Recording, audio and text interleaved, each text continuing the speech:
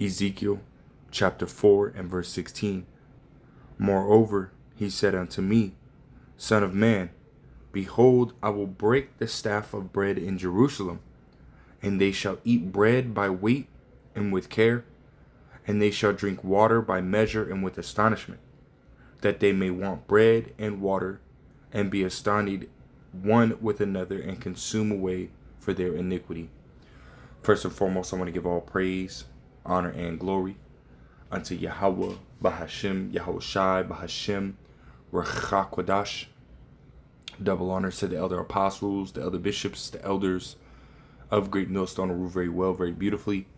Double salutations be unto the Akim, out here pushing this gospel and truth and in sincerity to the best of their ability, given to them by Yahweh, Bahashim, Yahweh Shai. Peace, blessings, and salutations be unto the elect scattered abroad. May the election of Yahweh, Bahashim, Yahweh Shai, Lord willing, fall upon your houses. This is the Brother Quan Wath, come back at you, Lord will, with the edifying lesson through the spirit and power of Yahweh, Bahashim, Yahweh Shai, Lord will. It is edifying, Lord will. It is straight to the point. And there is definitely a famine, right, that is going to be hitting the U.S. very hard and very soon, right? As you see right here on the end time headlines, it says a historic shortage is squeezing beef prices and relief can be years away. Really, if at all. You know, there is going to be a famine, right, that is going to, highly affect, these American people. And there really isn't going to be any relief, right? It says years away, but there's not going to be any relief. Yahweh Bashim El Shai is bringing these plagues, upon the world, and really they're only getting worse. They're not going to get better anytime soon. We're at the end, we're at the absolute end. So this is only going to continue to get worse. But let's get into this article, man, because Yahweh Bashim El Shai is destroying, that staff of bread, man, right? This is, it says a historic shortage of cattle is tightening its grip on one of America's most essential dinner staples, with experts warning that meaningful relief for soaring beef prices could remain years away. According to a report from Fox Business, the nation's ranchers are confronting the smallest cattle herd in roughly 75 years, a shortfall now cascading from pastures through major meat packers and into grocery store prices. The USDA data shows the United States entered 2026 with approximately 86.2 million cattle and calves, the lowest level since the early 1950s. That figure represents a drop of more than 8 million animals from the roughly 94.7 million recorded in 2019. Right? It says the prolonged contractions have left the industry scrambling for supply, right? Meaning that they're losing cattle, right? They're losing cattle, they're losing animals, right? And we've seen this before, man. This going back to ancient Egypt, right? Which America, right, is modern day Egypt, right? Babylon the Great is modern day Egypt, right? Let's go ahead and grab that, right? This is real. This is the Yahweh Bashim El Shai is doing damage to this place, man. This is Revelations 11, and it says, verse 7. It says, when they shall have finished their testimony, the beast that ascendeth out of the bottomless pit shall make war against them, and shall overcome them and kill them. And their dead bodies shall lie in the street of the great city, which talk about America, right? Babylon the Great, which spiritually is called Sodom and Egypt, where also our Lord was crucified. So America, right, aka Babylon the Great, or Babylon the Great, aka America, right, is spiritual Egypt, right? And it's spiritual it's like a spiritual Egypt, because of the hard bondage, that has been done, right? So Yahweh Bashim El Shai is doing what he did to ancient Egypt. He's doing it to modern day Egypt, man, right? That's 2 Esdras 15, right? It says right here, verse 10, behold, my people is led as a flock to the slaughter. I will not suffer them now to dwell in the land of Egypt, But I will bring them with a mighty hand and a stretched out arm, and smite Egypt with plagues as before, and will destroy all the land thereof. Right? And ancient Egypt, you know, Yahweh Bashem El Shai is not doing these things, right, in ancient or modern day Egypt, right? This you know, as it says, what smite Egypt with plagues as before, it's talking about America, right? It says Egypt shall mourn, and the foundation of it shall be smitten with the plague and punishment that the Most High shall bring upon it. Right now, so we saw, as it says right here, right? That figure represents a drop of more than 8 million animals, right, from the roughly 94.7 million, right, recorded in 2019, meaning the animals are dying off. The cattle, the calves are dying off, right? And then when you go down, it says that, you know, this is mainly happening because of this drought, right? Let's read a little bit, right? It says the pressure is already forcing structural changes at some of the country's largest processors. Tyson Foods announced last week that it will shutter beef facilities in Illinois and Utah while exploring the sale of another plant in Washington. The company described the situation as one of the most historic cattle shortages the nation has ever faced, and noted that recent USDA figures indicate the constraints are likely to continue. Right? It says persistent droughts stand as the primary driver. The biggest thing has been drought. Eric Belasco, head of Agricultural Economics Department at Montana State University, previously told Fox News Digital. Years of dry conditions have stripped grasslands across the West and plains of adequate forage and water, leaving many ranchers unable to maintain their herds. In response, producers have been forced to sell cattle earlier than planned, including breeding cows essential for future calf crops, right? Furthering stretching the timeline for recovery. So they have to sell their animals, and their animals are dying, right? And you can ultimately pause it, right? But it's ultimately going into the cost, you know, of beef, right, which will ultimately come back, you know, to this. But we'll jump into the Exodus, the 9th chapter, because that right there is the Lord ultimately plaguing, you know, ancient Egypt, which again the Lord is doing, you know, today, modern day Egypt. You know, I had it pulled up right here. It's heavy because in Exodus, the 9th chapter, right, it says Egyptian cattle die, right, a plague against livestock, right? We're reading the KJV. I just want to get that. It says right here, it says, Then Yahweh, Bashem El Shai, said unto Moses, Go in unto Pharaoh and tell him, Thus saith Yahweh, power of the Hebrews, Let my people go, that they may serve me. For if thou refuse to let them go, and wilt hold them still, behold, the hand of Yahweh, Bashem El Shai, is upon thy cattle, which is in the field, upon the horses, upon the asses, upon the camels, upon the oxen, and upon the sheep. There shall be a grievous murrain, right? It says, And Yahweh shall sever between the cattle of Israel and the cattle of Egypt, and there shall nothing die of all that is in the children's of Israel.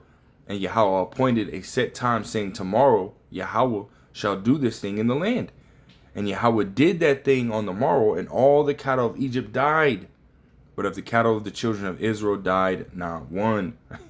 There you go, right? I want to look up that word murrain, you know.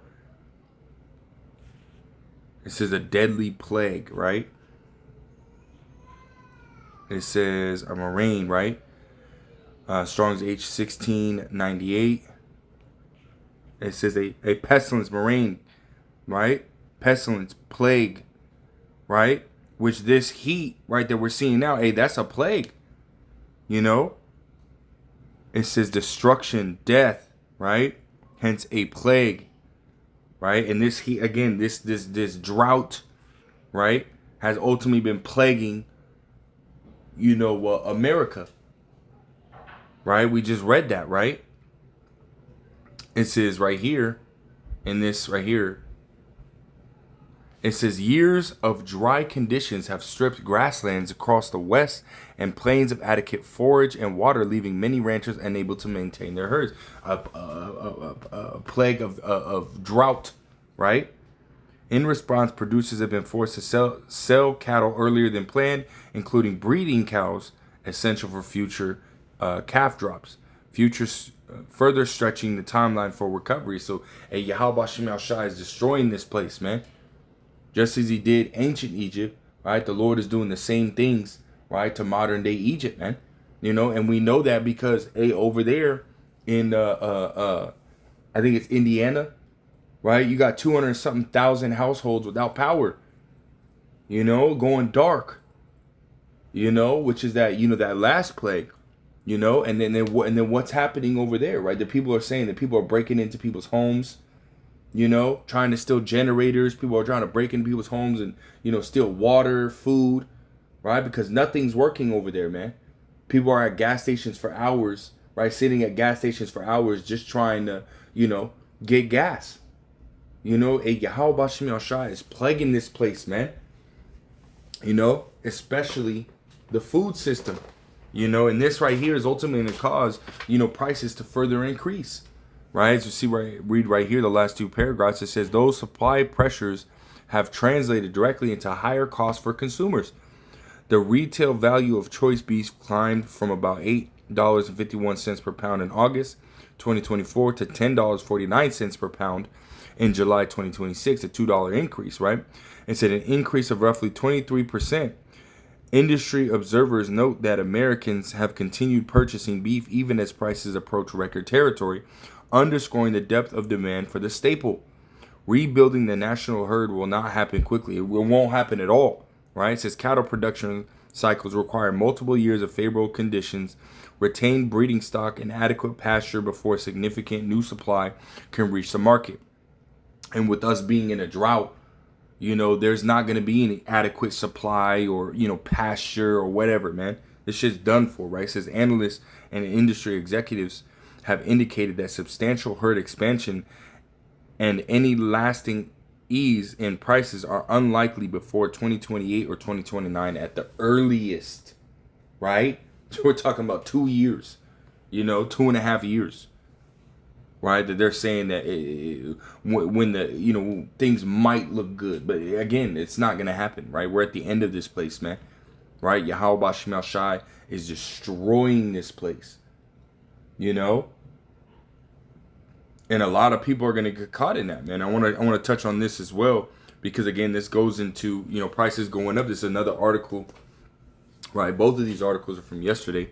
Right? It says Americans pay a whole lot more for strawberries, right? And I'm just going to read a little bit, right? It says Americans who enjoy strawberries year-round may soon find the fruit costing noticeably more. According to a report from CNN, the Trump administration is examining whether Mexican growers are dumping winter strawberries into the U.S. market at unfairly low prices, right? Which, to me, it's like, why would that be an issue, right? Low prices, that's a good thing, right? Because then people can buy them, and again, the economy continues, to run. But hey, we already know that these devils, man, they have an agenda, right? Order ab chaos. They want to create the chaos, right? In order to bring forth a solution, right? It says a finding that could trigger tariffs and raise grocery bills. Nearly all of the strawberries imported into the United States last year, 98%. Came from Mexico, with the shipments valued at more than $1 billion, according to U.S. Department of Agricultural data. The reliance is especially heavy in the winter months when domestic production drops and Mexican berries fill supermarket shelves. The investigation was launched at the request of Strawberry Growers for Fair Trade, a group of Florida producers who harvest during the same winter windows, right? So again, right, they're saying that, basically Mexican berries are entering into the U.S. economy, at low prices, and they're making a huge dollar off of it, which again they're saying that could trigger tariffs, right, and raise the prices on these strawberries, which very well could happen, right? We understand that Trump and his administration has been putting tariffs on damn near everybody, man, raising the tariffs on everybody.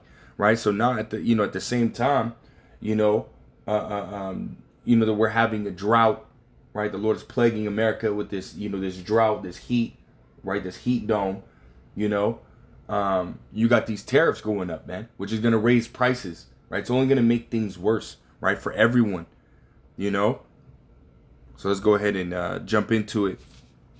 Actually, I want to grab it in the blue letter. Right, we jump into Revelations, the 6th chapter. Right, it goes into you know,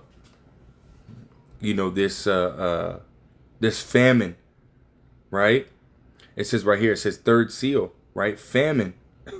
Revelation 6:5. It says when he had opened the third seal, I heard the third beast say, "Come and see." And I beheld, and lo, a black horse, and he that sat on him had a pair of balances in his hand. You know, it says, and I heard a voice in the midst of the four beasts say, a measure of wheat for a penny, and 3 measures of barley for a penny, and see thou hurt not the oil and the wine, which the oil and the wine is symbolic for this truth, but it says what? A measure of wheat for a penny, right? Let's go into that, right? A measure of wheat, right? A measure, right? A dry measure containing 4 kotale or 2 sitari, less than 1 quart, 1 liter, right? As much as would support a man of moderate appetite for a day, of moderate appetite, right? That's how much it's saying, right? Enough for a day, right? And then it says what? A measure of wheat, right? Which we know what, wheat is, right? But it says for a penny, right? A penny, right? Strong's G 1220, right? Denarion, right? It says containing 10, a Roman silver coin in New Testament time. It took its name from it being equal to 10 asses, a number after 217 BC increased to 16. It was the principal silver coin of the Roman Empire. For the parable of the laborers in the vineyard, it would seem that a denarius was then the ordinary pay for a day's wage, right? So a day's wage, right? So, take how much you get paid at your job, right? Per hour, right? Times it by those hours. Let's say you get paid $15, 15, let's say $20, right? To make it, easier to, break down, right? You work 8 hours a day, $20 an hour. 8 times 2 is 16. Add the 0, so $160, right? For a measure of wheat. We're talking about maybe, half a loaf or a loaf of bread, right? A full loaf of bread, enough for you to eat for the day, right? That's, a few sandwiches,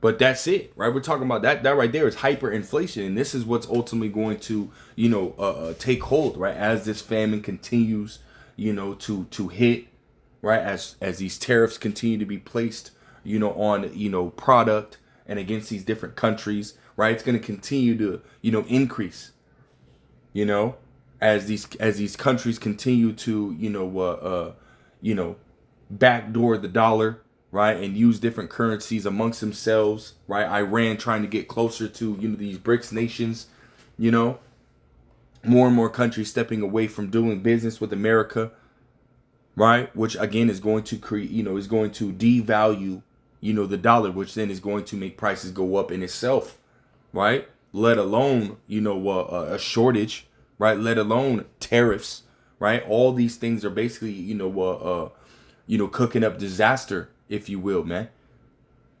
It's not looking good, man. A famine is about to take hold of America, man. And if you're not of the elect, hey man, this famine is gonna hit, and you're gonna be a part of it. You're gonna starve. We've seen this time and time again, going back, in many different times, right? Famine, has hit our people, and what is that? What is that?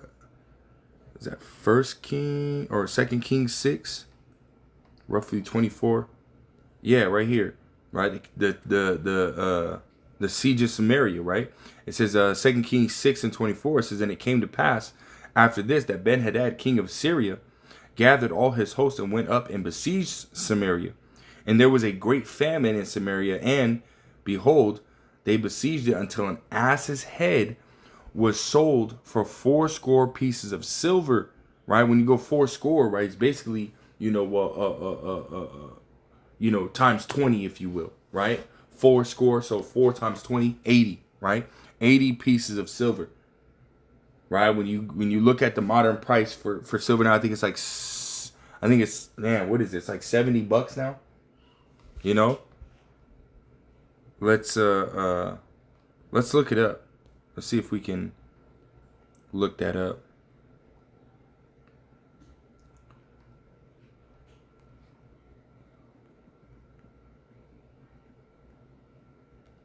Cost of silver today.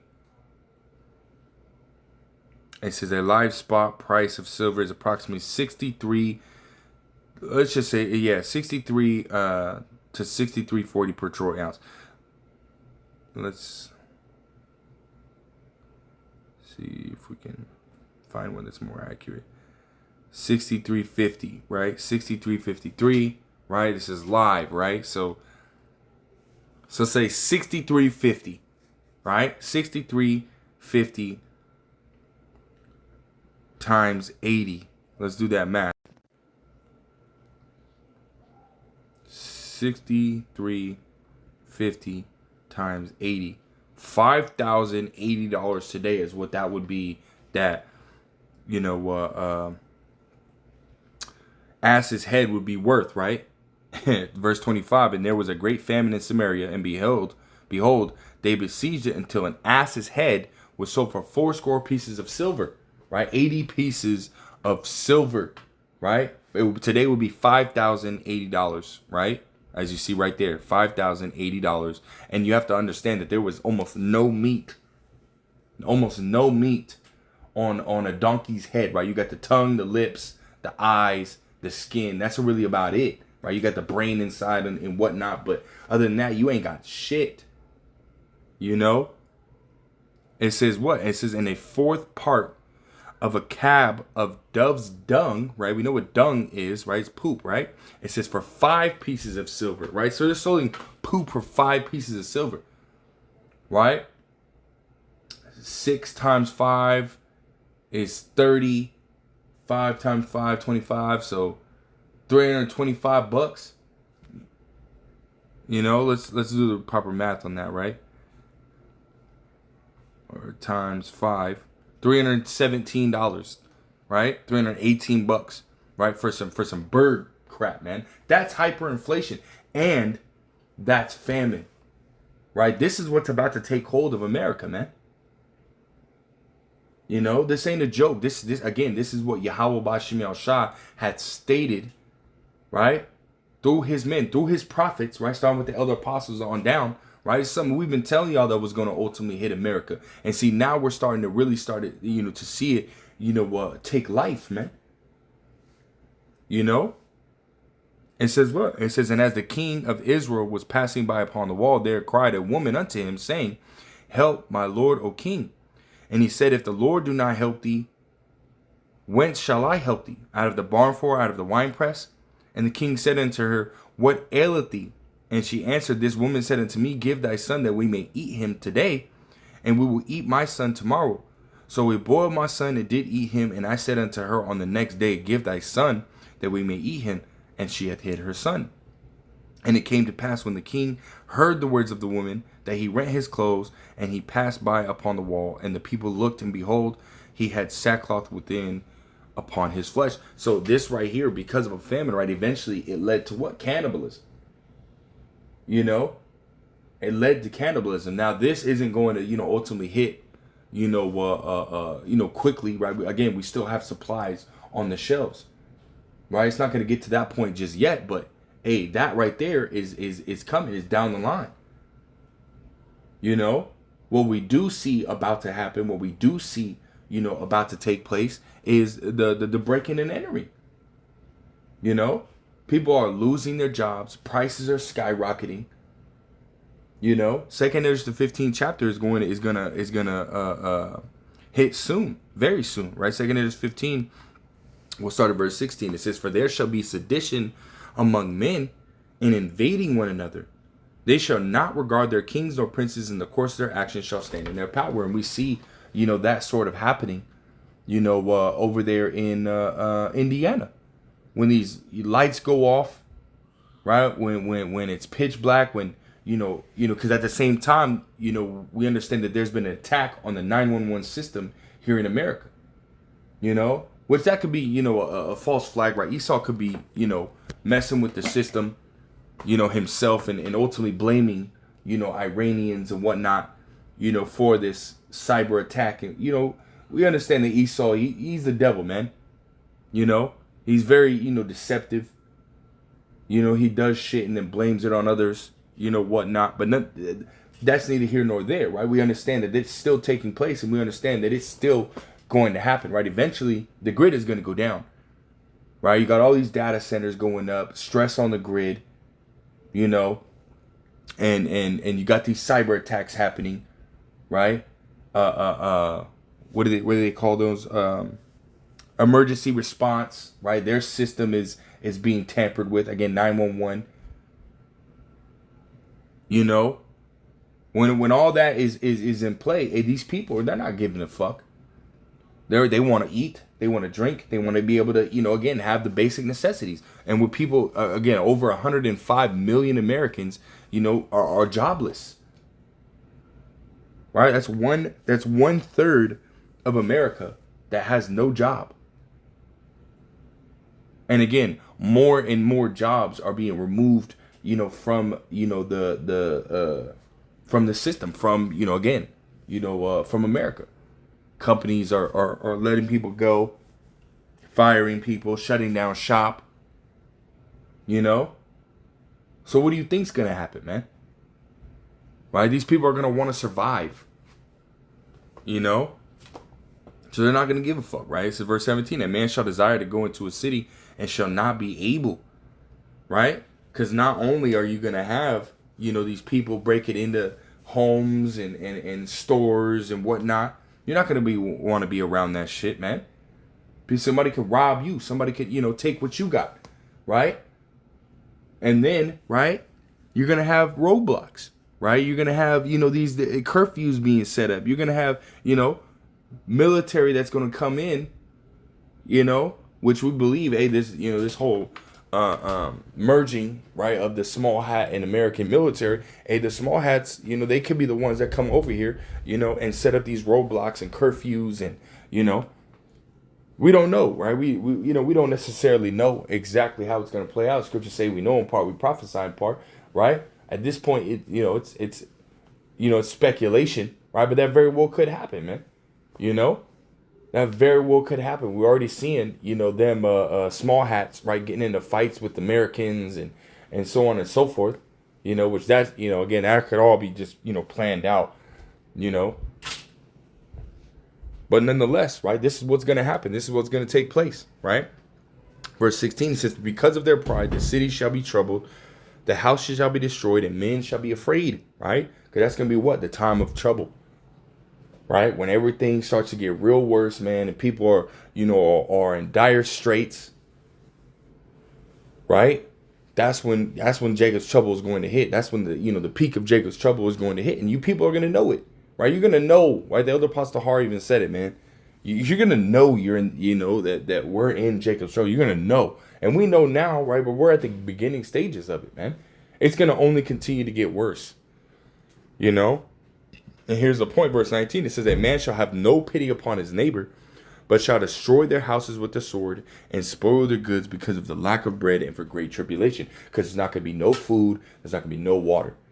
Right? We read that in the second Esdras, the 6th chapter, right, and 22, right, it says, and suddenly, right, and suddenly shall the sown places appear unsown, the full storehouses shall suddenly be found empty, meaning there's not going to be, when you walk into these stores, there's not going to be no food, there's not going to be no water, there's not going to be shit on the shelves, you know, and that's the time that we're fastly approaching, right?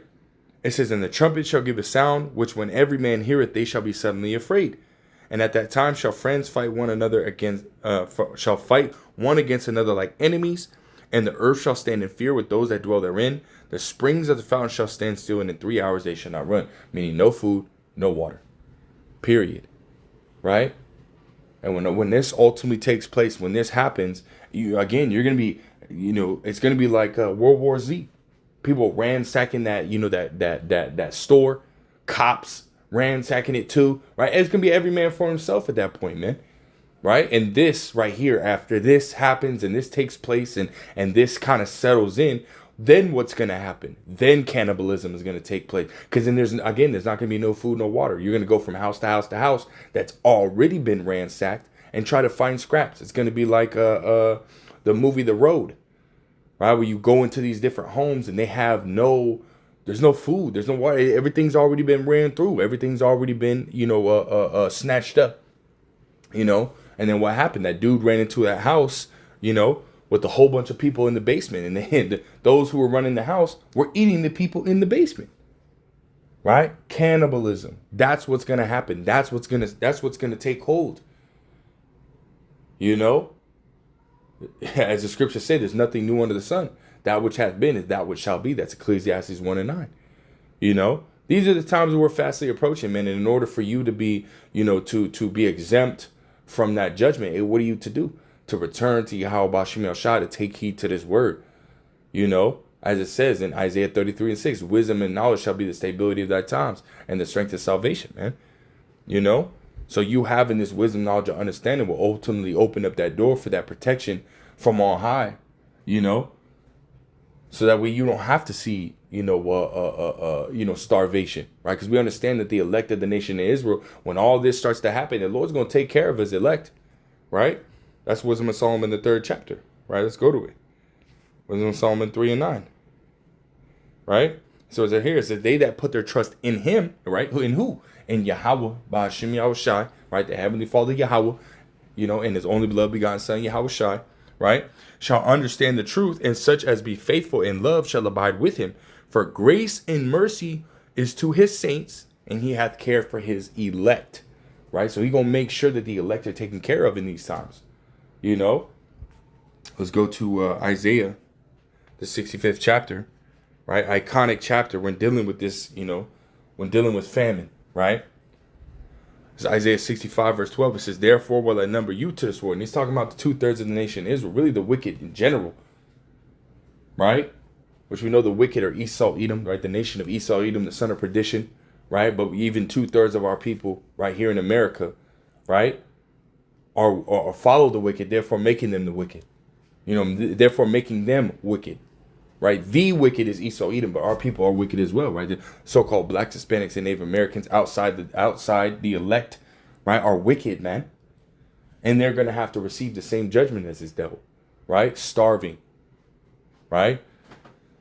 Not having no food or water, right? It says, therefore I number you to the sword. And that sword, again, is symbolic for the different forms of judgment, right? Whether it be earthquakes, right? Whether it be, pestilences, right? These different, diseases that are coming upon the world, or even famine, It says what? Therefore will I number you to the sword, and ye shall all bow down to the slaughter. Because when I called, you did not answer. When I spake, you did not hear, but did evil before mine eyes, and did choose that wherein I delighted not. So you refuse to take heed, right? You refuse to listen, right? Therefore, the Lord Yahweh Hashem Shai is going to, get rid of you. That's the bottom line, man. Right? But the elect, that's not so. Verse 13, it says, therefore, thus saith the Lord Yahweh by Hashem Shai, behold, my servants shall eat, but ye shall be hungry. Behold, my servants shall drink, but ye shall be thirsty. Behold, my servants shall rejoice, but ye shall be ashamed, man. Right, which is heavy. Again, this is the Lord ultimately confirming to his elect, right? That, hey, when all hell breaks loose, when there's no food, no water, he gonna make sure that we eat. He's gonna make sure that we drink. Just like he did, with Elijah. When there was a famine in the land, the Lord ultimately guided him to a brook, right? The brook Cherith, right? And allowed him to drink from the brook, right? And not only that, right? Had the ravens, right? Bring him, flesh in the morning and in the evening, So he was able to eat, right? The Lord ultimately had him do miracles or had miracles happen, This is what's going to happen for the elect, Everybody else is going to be screwed, man. But we're getting close to that mark. So I'll close out with this. Isaiah 33 and verse 15, right? It says, he that walketh, it's like, I'll start at verse 13. It says, hear ye that are afar off what I have done, And ye that are near, acknowledge my might. Right? It says, the sinners of Zion are afraid. Fearfulness hath surprised the hypocrites. Who among us shall dwell in the devouring fire? Who among us shall dwell with everlasting burnings? He that walketh righteously and speaketh uprightly, he that despiseth the gain of oppressions, that shaketh his hands from holding of bribes, that stoppeth his ears from hearing of blood, and shutteth his eyes from seeing evil, he shall dwell on high. His place of defense shall be the munition of rocks. Bread shall be given him. His waters shall be sure. Meaning he gonna make sure, the Lord gonna make sure that that man eats and drinks. Right? It's sustained. Right? It says, thine eyes shall see the king in his beauty. They shall behold the land that is very far off. Right? You know? So this is what Yahweh Shem Shai gonna do for the elect. Everyone outside the elect is gonna be screwed in the times to come. Again, starting with the other apostles of Great Millstone on down, through the spirit and power of Yahweh B'Hashem Shai, B'Hashem Rechak Kodash. Right? We've been telling y'all that this is what is going to ultimately happen and take place, right? In the near future. And now it's starting to really take hold. Right? And it's going to only continue to get worse. You know? So take heed, listen, return to Yahweh B'Hashem Shai, you Israelites, you so-called blacks, Hispanics, and Native Americans, right? Who truly believe, who truly have faith.